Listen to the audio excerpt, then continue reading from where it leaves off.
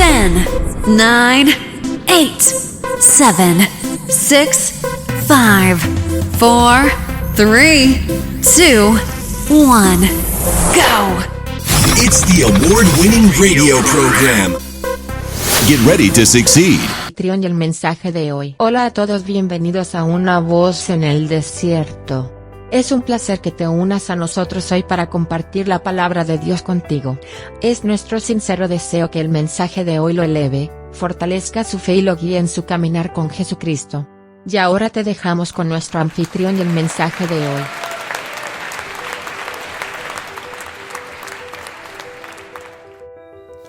Hola, bienvenido a Una Voz en el Desierto. Un placer de estar de nuevo con ustedes, como siempre.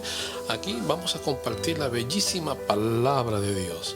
El título del mensaje de hoy se titula Es tiempo de restaurar el altar. Es claro que en la escritura la abundancia material no significa necesariamente abundancia espiritual. Génesis 13, del 1 al 2. Subió pues Abraham de Egipto hacia el Negev, él y su mujer con todo lo que tenía y con Lot. Y Abraham era riquísimo en ganado, en plata y oro. Por supuesto que Dios nos quiere prosperar y esa prosperidad es integral, siendo el componente espiritual la prioridad.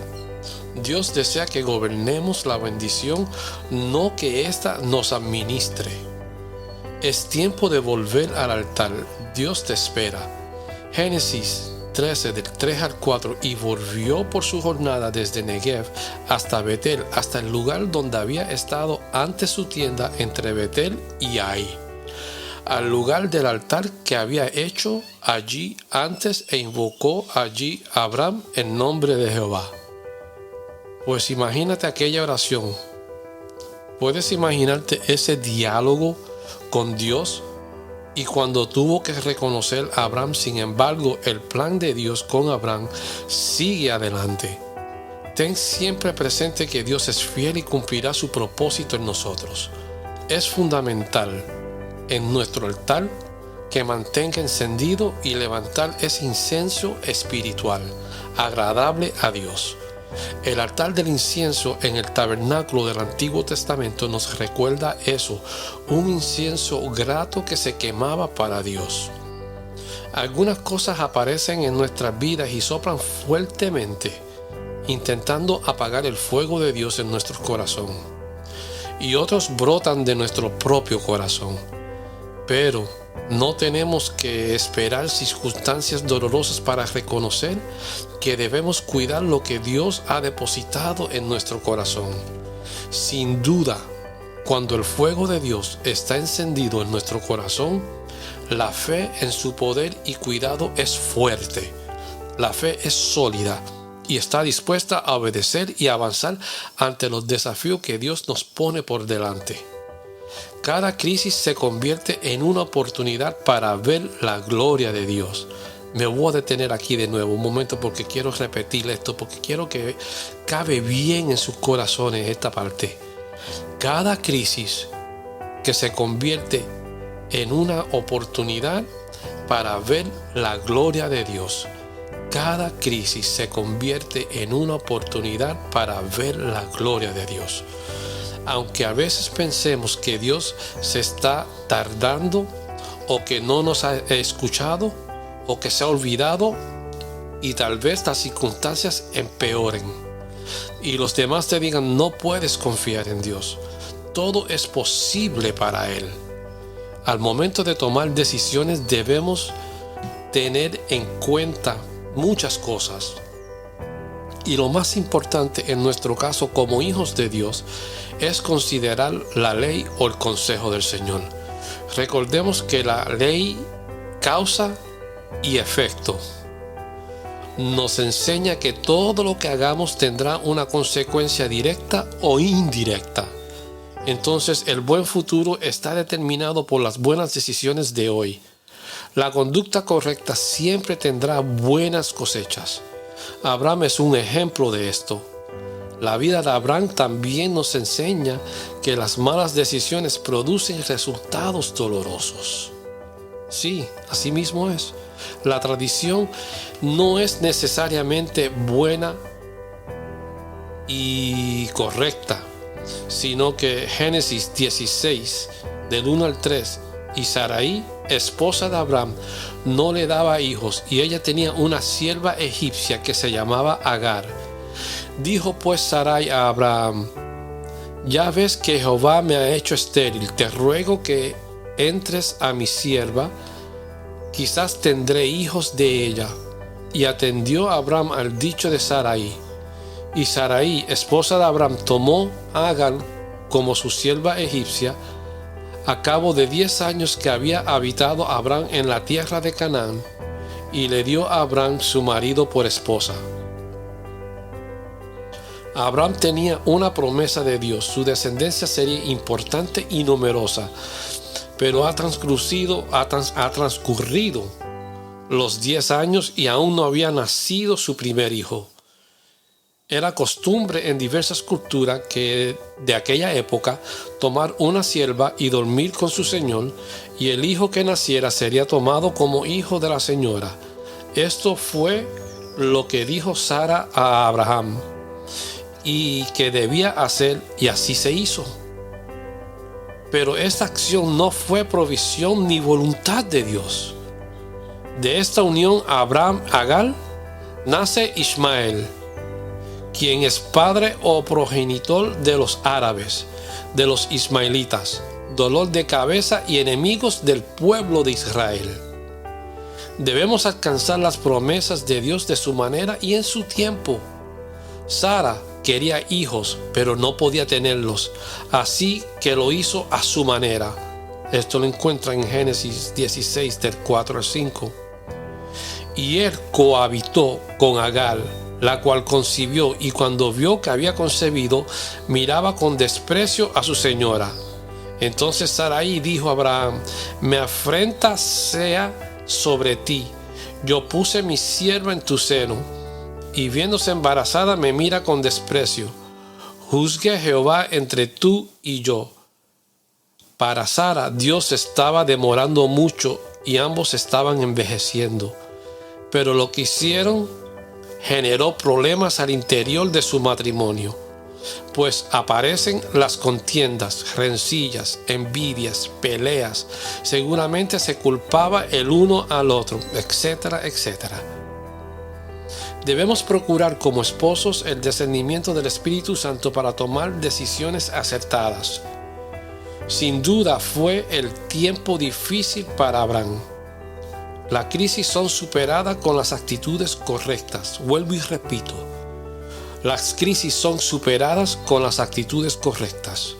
Es fundamental depender de Dios en tus decisiones.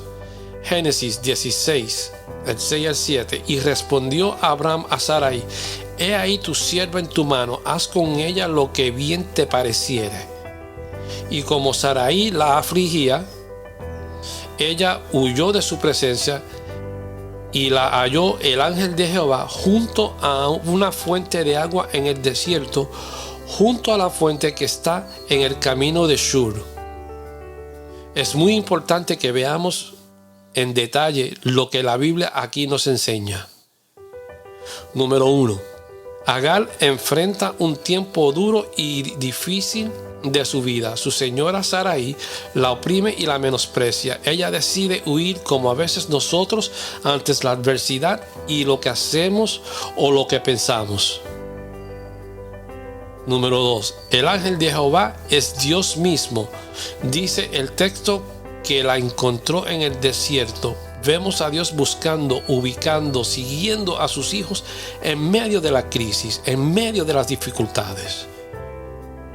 Número 3. A veces el Hijo de Dios va al desierto por dirección del Señor. Por ejemplo, Jesús fue al desierto llevado por el Espíritu, pero otras veces somos nosotros quienes nos metemos allí. ¿Cómo sucedió con Agar? El desierto es un lugar difícil para la vida, con suma escasez, lugar de soledad y muchas adversidades, y allí Dios le habló. El camino de Shur es una ubicación significativa, pues Shur significa muro, muralla, pared. frontera. Allí los egipcios mantenían una línea de torres y puntos militares para proteger a Egipto de conquistas extranjeras. Y nos deja ver aquellos tiempos cuando caminábamos, pero no avanzábamos. Es un estancamiento. Hablamos en sentido figurado de un callejón sin salida. Alejarnos de la voluntad de Dios nos hace estériles y sin fruto. Vuelvo y repito. Alejarnos de la voluntad de Dios nos hace estériles y sin fruto. El desierto de Shur queda al sur de Canaán, camino a Egipto. Ella estaba volviendo a su vida pasada o anterior. Es hermoso ver que el texto dice junto a la fuente que está en el camino de Shur. Sí, Shur es dificultad, muro, obstáculo, pero aquella fuente es la provisión de Dios junto a la dificultad. La Biblia nos dice: fiel es Dios que dará con la tentación juntamente la salida. La fuente es pues la ayuda de Dios para enfrentar y superar las dificultades del camino. Decide obedecer aunque Dios diga lo que no querías oír. Génesis 16 del 8 al 9. Y le dijo a Agar, sierva de Sarai: ¿de dónde vienes tú y a dónde vas? Y ella respondió: huyo delante de Sarai mi señora. Y le dijo el ángel de Jehová: vuélvete a su señora y ponte sumisa bajo su mano. Agar tiene un gran privilegio aquí, que es visitada por Dios. Agar significa extranjera. No era del pueblo de Dios, pero el Señor estaba al tanto de ella. ¿Quién le preguntaba cómo estaba y a dónde iba?